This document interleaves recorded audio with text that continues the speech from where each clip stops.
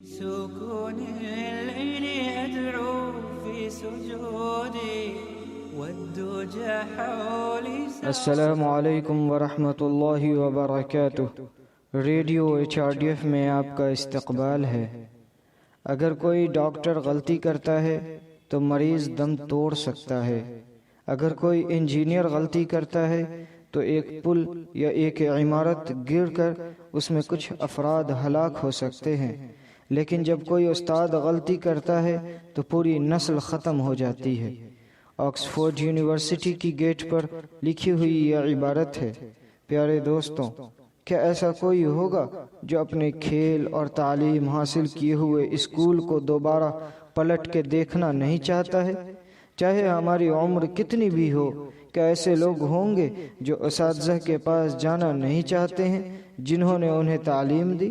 ہمارے اندر جو خوبیاں موجود ہیں، اس میں ہمارے بہت سے اسکول اور اساتذہ کا کردار موجود ہے، چاہے وہ باضابطہ ہو یا نہ ہو، چاہے وہ کسی ایک کھیت کا بزرگ کسان ہو یا کسی کام کی جگہ کا ایک ماہر۔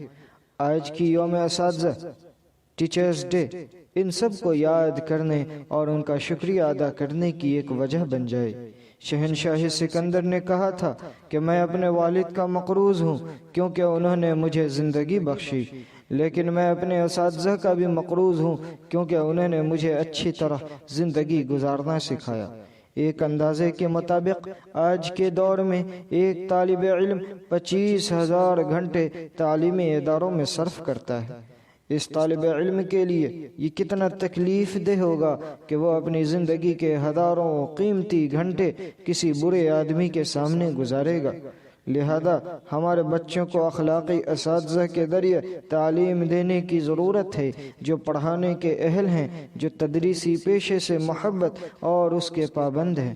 سماج یہی چاہتا ہے کہ حرف اور علم کی روشنی فراہم کرنے والے اساتذہ بچوں کا رول ماڈل بنے۔ ہم ایک ایسی خطرناک دور سے گزر رہے ہیں جب حکومت فرقہ وارانہ مفادات سے لبریز تعلیمی پالیسی رکھتی ہے، تعلیمی اداروں کو محض ایک تجارت بنا رکھا ہے اور اساتذہ محض تنخواہ کے لیے کام کرنے والے نوکر بن کے رہ گئے ہیں۔ جب اچھے اساتذہ طلبہ کو اچھی طرح سے تعلیم دیتے ہیں تو بہترین اساتذہ کے ذریعے ایک بہترین شخص کی زندگی بنتی ہے۔ وہ شاگردوں کو اساتذہ کی مدد کے بغیر زندگی گزارنے میں مدد دیتی ہے۔